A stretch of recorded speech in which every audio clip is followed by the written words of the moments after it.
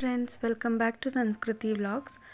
ಇವತ್ತು very simple and easy chicken ಸಾರು ಹೇಗೆ ಮಾಡ್ಕೊಳ್ಳೋದು ಅಂತ ತೋರಿಸ್ಕೊಡ್ತೀನಿ. ಮುದ್ದೆ, ಚಪಾತಿ, ರೈಸ್, ದೋಸೆ, ಇಡ್ಲಿ ಎಲ್ಲದರೊಂದಿಗೆ ತುಂಬ ಟೇಸ್ಟಿಯಾಗಿರುತ್ತೆ. ಸೊ ಒನ್ಸ್ ನೀವು ಇದನ್ನು ಟ್ರೈ ಮಾಡಿ ನೋಡಿ. ಮನೇಲಿ ಎಲ್ಲರಿಗೂ ತುಂಬ ಅಂದರೆ ತುಂಬ ಇಷ್ಟ ಆಗಿಬಿಡುತ್ತೆ. ಯಾವಾಗೂ ಇದೇ ಥರ ಚಿಕನ್ ಸಾರೇ ಮಾಡು ಅಂತ ಹೇಳ್ತಾರೆ. ಅಷ್ಟು ಟೇಸ್ಟಿಯಾಗಿ ಅಷ್ಟು ಚೆನ್ನಾಗಿರುತ್ತೆ. ನಾನು ಹೇಳ್ಕೊಡೋ ರೀತಿಯಲ್ಲಿ ಇದೇ ಥರ ಮಾಡಿ. ಸಿಂಪಲಾಗಿದೆ ಇದು, ಏನೋ ಅಷ್ಟೊಂದು ಜಾಸ್ತಿ ಮಸಾಲ ಹಾಕೋದೆಲ್ಲ ಏನೂ ನೆಸೆಸಿಟಿ ಇಲ್ಲ.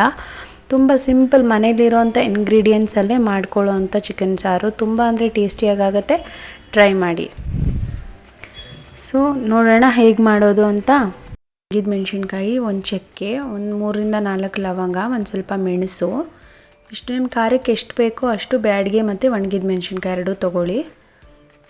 ಸೊ ಇದಿಷ್ಟನ್ನ ಡ್ರೈ ಫ್ರೈ ಮಾಡ್ಕೋಬೇಕಾಗತ್ತೆ. ಒಂದು ಪ್ಯಾನ್ಗೆ ಇದಿಷ್ಟು ಐಟಮ್ಸ್ ಹಾಕ್ಕೊಂಡು ಡ್ರೈ ಫ್ರೈ ಮಾಡ್ಕೊಳ್ಳಿ.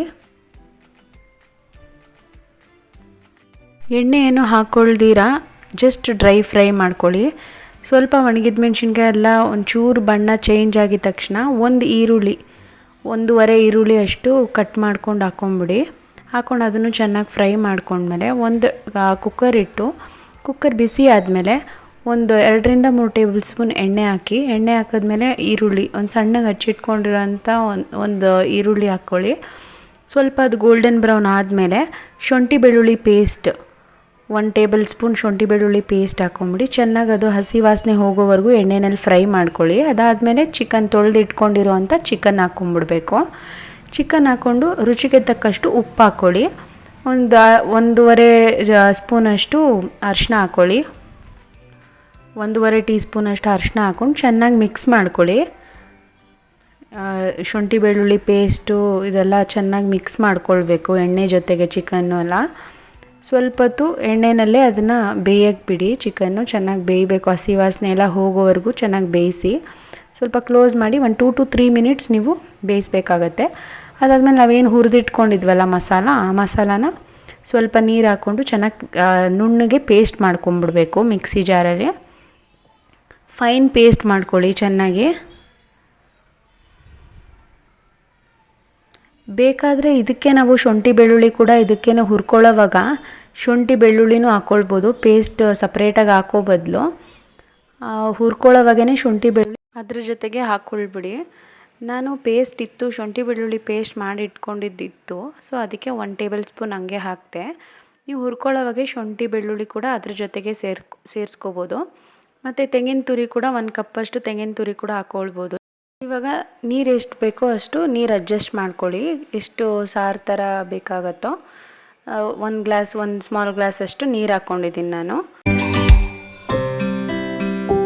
ಇದಾದಮೇಲೆ ಸಣ್ಣಗೆ ಹಚ್ಚಿಟ್ಕೊಂಡಿರುವಂಥ 1 ಟೊಮ್ಯಾಟೊ ಕಟ್ ಮಾಡಿ ಹಾಕ್ಕೊಂಬಿಡಿ. ಈ ಸ್ಟೇಜಲ್ಲಿ ಹಾಕ್ಕೊಂಡು ಚೆನ್ನಾಗಿ ಮಿಕ್ಸ್ ಮಾಡ್ಕೊಳ್ಳಿ. ನಾನು ರುಬ್ಕೊಳ್ಳೋವಾಗ ಟೊಮ್ಯಾಟೊ ಹಾಕ್ಕೊಳ್ಳಲ್ಲ.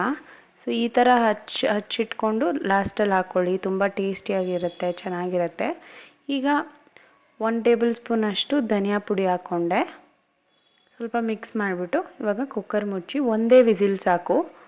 1 ವಿಸಿಲ್ ಕೂಗಿಸ್ಕೊಳ್ತಾ ಇದ್ದೀನಿ.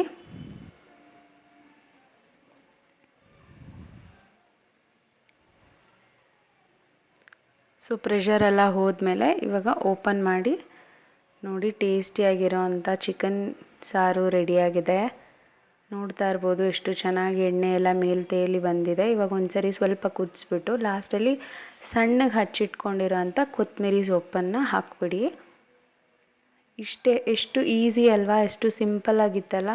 ಒಂದ್ಸರಿ ನೀವು ಇದನ್ನು ಟ್ರೈ ಮಾಡಿ ನೋಡಿ, ತುಂಬ ಅಂದರೆ ತುಂಬ ಚೆನ್ನಾಗಿರುತ್ತೆ. ಸೊ ನನಗೆ ಕಮೆಂಟ್ಸ್ ಮಾಡಿ ಹೇಳಿ ಹೇಗಾಗಿತ್ತು ಸಾರು, ಎಲ್ಲರೂ ಇಷ್ಟಪಟ್ರಾ ಮನೇಲಿ ಅಂತ. ತುಂಬ ಅಂದರೆ ತುಂಬ ಟೇಸ್ಟಿಯಾಗಿರುತ್ತೆ. ಒನ್ಸ್ ನೀವು ಟ್ರೈ ಮಾಡಿ ನೋಡಿ, ಆಮೇಲೆ ನೀವೇ ಹೇಳ್ತೀರಾ ಹೌದು ತುಂಬ ಚೆನ್ನಾಗಿತ್ತು ಅಂತ. ಯಾವುದೇ ಹೊರಗಡೆಯಿಂದ ಮಸಾಲೆ ಐಟಮ್ಸ್ ಆಗಲಿ ಅದೇನು ಹಾಕ್ತೀರಾ, ಮನೇಲಿ ಇರೋವಂಥ ಐಟಮ್ಸಲ್ಲೇ ಎಷ್ಟು ಕ್ವಿಕ್ಕಾಗಿ ಸಾರು ಮಾಡ್ಕೊಂಬಿಡ್ಬೋದಲ್ವಾ. ಜಾಸ್ತಿ ಹೊತ್ತು ಸ್ಟವ್ ಮುಂದೆ ನಿಂತ್ಕೊಳ್ಳೋ ಅಷ್ಟು ಇಲ್ಲ. ತುಂಬ ಫಾಸ್ಟಾಗಿ ಈಸಿಯಾಗಿ ಕ್ವಿಕ್ಕಾಗಿ ಆಗುವಂಥ ಚಿಕನ್ ಸಾರಿದು. ಸೊ ಐ ಹೋಪ್ ನಿಮಗೆ ಈ ರೆಸಿಪಿ ಇಷ್ಟ ಆಗಿದೆ ಅಂತ, ಯೂಸ್ಫುಲ್ಲಾಗಿತ್ತು ಅಂತ ಅಂದ್ಕೊಳ್ತೀನಿ. ಸೊ ಟ್ರೈ ಮಾಡಿ ಕಮೆಂಟ್ಸ್ ಮಾಡೋದು ಮಾತ್ರ ಮರಿಬೇಡಿ ಹೇಗಾಗಿತ್ತು ಅಂತ. ನಾನು ನಿಮ್ಮೆಲ್ಲರ ಕಮೆಂಟ್ಸು ಓದ್ತೀನಿ, ರಿಪ್ಲೈ ಕೂಡ ಮಾಡ್ತೀನಿ. So take care, bye, see you all in my next vlog. Thank you for watching.